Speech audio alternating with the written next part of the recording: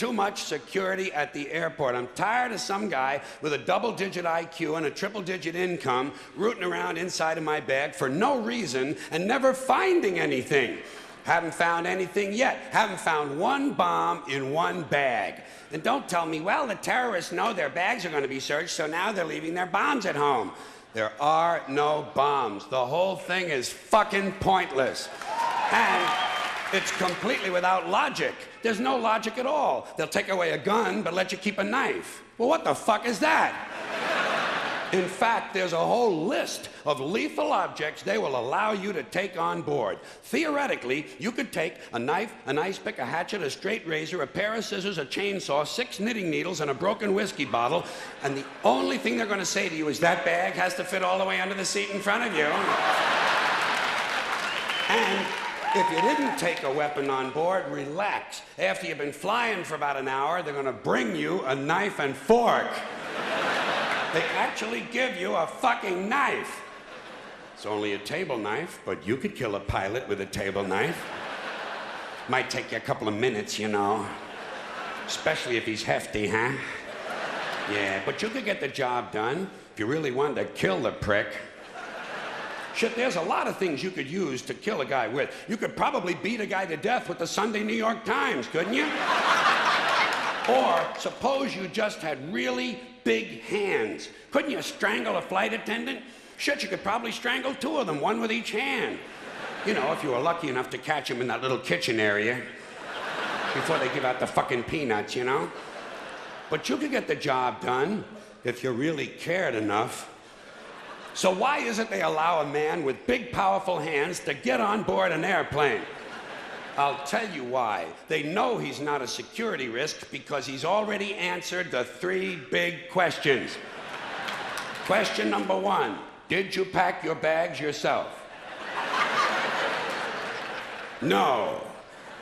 Carrot Top packed my bags.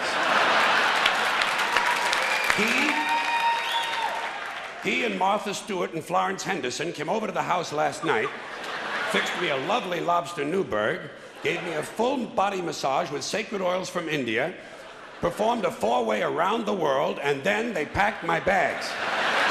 Next question.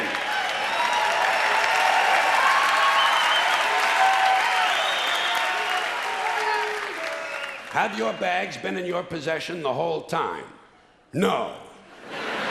Usually the night before I travel, just as the moon is rising, I place my suitcases out on the street corner and leave them there unattended for several hours.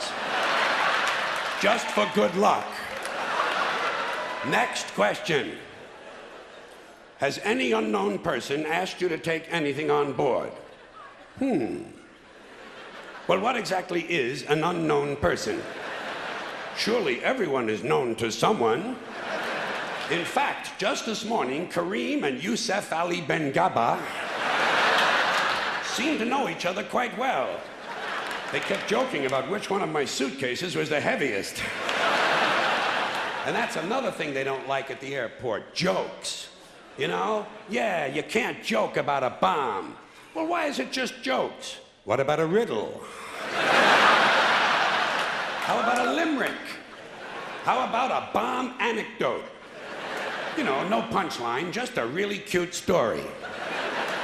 Or suppose you intended the remark, not as a joke, but as an ironic musing.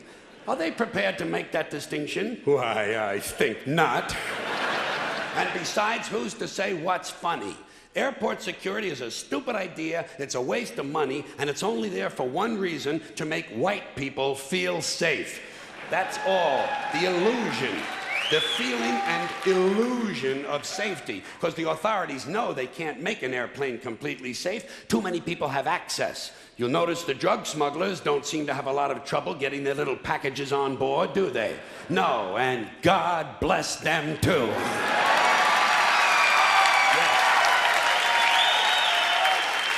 Oh, and by the way, an airplane flight shouldn't be completely safe. You need a little danger in your life. Take a fucking chance once in a while, will you? What are you gonna do, play with your prick for another 30 years? What, are you gonna read People magazine and eat at Wendy's till the end of time? Take a fucking chance. Besides, even if they made all of the airplanes completely safe, the terrorists would simply start bombing other places that are crowded. Porn shops, crack houses, titty bars, and gangbangs. You know, entertainment venues.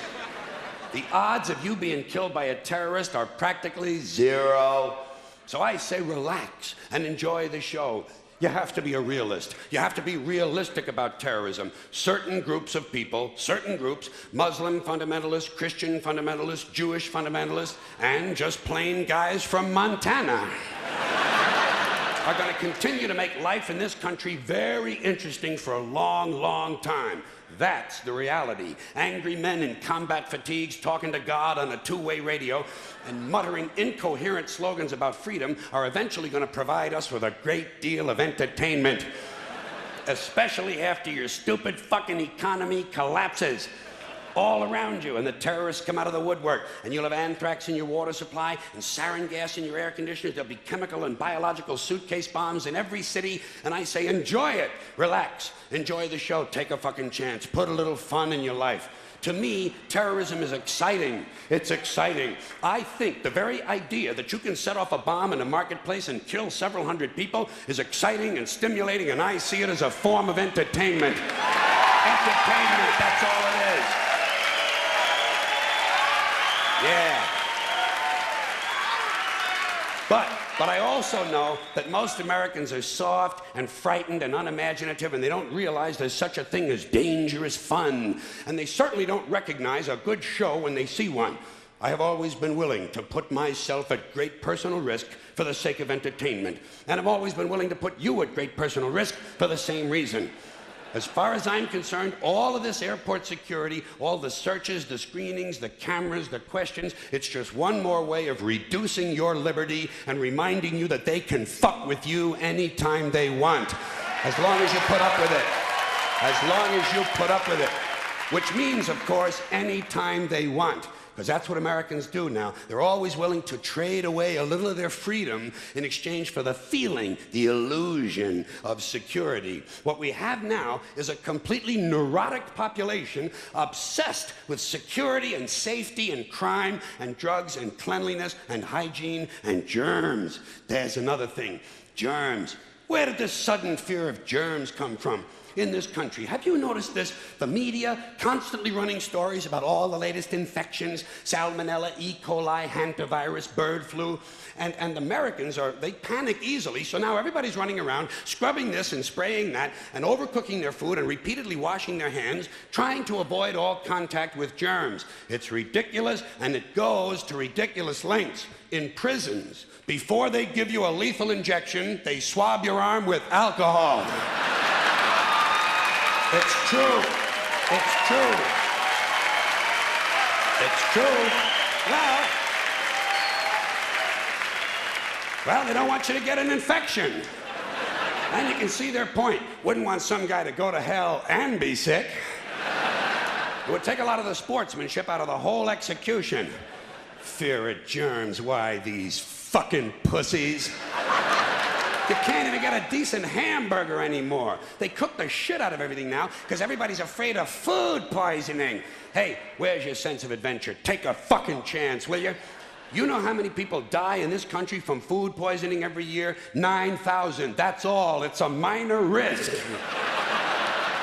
Take a fucking chance, bunch of goddamn pussies. Besides, what do you think you have an immune system for? It's for killing germs. But it needs practice. It needs germs to practice on. So listen. If you kill all the germs around you and live a completely sterile life, then when germs do come along, you're not going to be prepared. And never mind ordinary germs, what are you going to do when some super virus comes along that turns your vital organs into liquid shit? I'll tell you what you're going to do. You're going to get sick, you're going to die, and you're going to deserve it because you're fucking weak and you got a fucking weak immune system. Now, all right, God damn it. Hey. All right. Let me tell you a true story about immunization, okay? When I was a little boy in New York City in the 1940s, we swam in the Hudson River, and it was filled with raw sewage, okay? We swam in raw sewage, you know, to cool off. And at that time, the big fear was polio. Thousands of kids died from polio every year. But you know something? In my neighborhood, no one ever got polio. No one, ever. You know why? Because we swam in raw sewage. It strengthened our immune systems. The polio never had a prayer. We were tempered in raw shit. So personally, I never take any special precautions against germs. I don't shy away from people who sneeze and cough. I don't wipe off the telephone. I don't cover the toilet seat. And if I drop food on the floor, I pick it up and eat it. I eat it. Yes, I do. Even if I'm at a sidewalk cafe in Calcutta, the poor section, on New Year's morning during a soccer riot.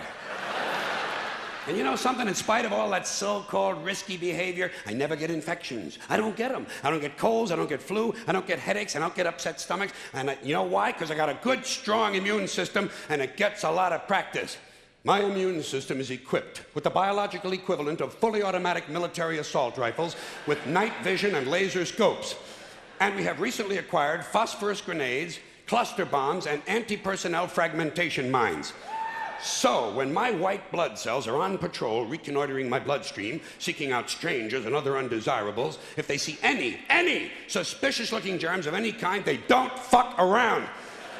They whip out the weapons, they wax the motherfucker, and deposit the unlucky fellow directly into my colon. Into my colon. There's no nonsense. There's no Miranda warning. There's none of that 3 strikes and you're out shit. First defense, bam, into the colon you go.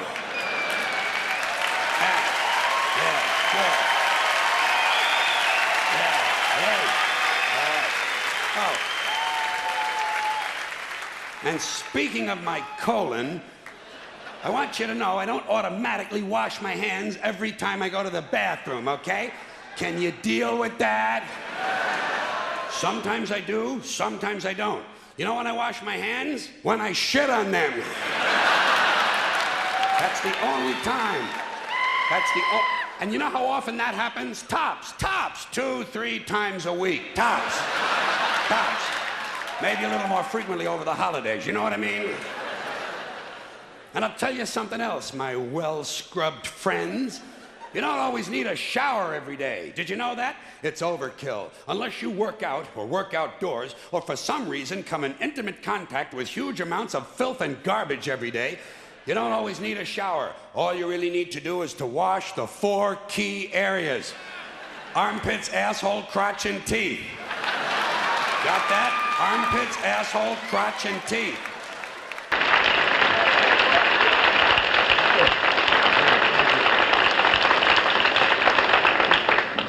How many of you have heard this in your home? Where's the good scissors? I can't keep anything nice in this house. Here's another thing you'll hear at home. Mostly guys say this. Hey, who stole my underwear? Somebody stole my underwear.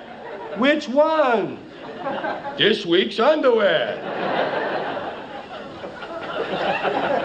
Do you ever look at the crowds in old movies and wonder if they're dead yet?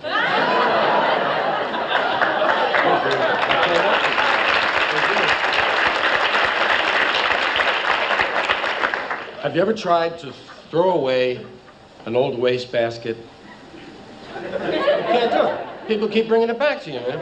Hey, your wastebasket was in the garbage here. Check this out. When you have a package of bacon, underneath all the neat horizontal strips, there's always one weird piece of bacon like that.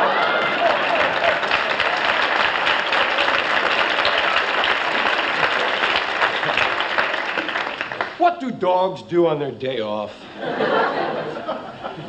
They can't lie around. That's their job, man.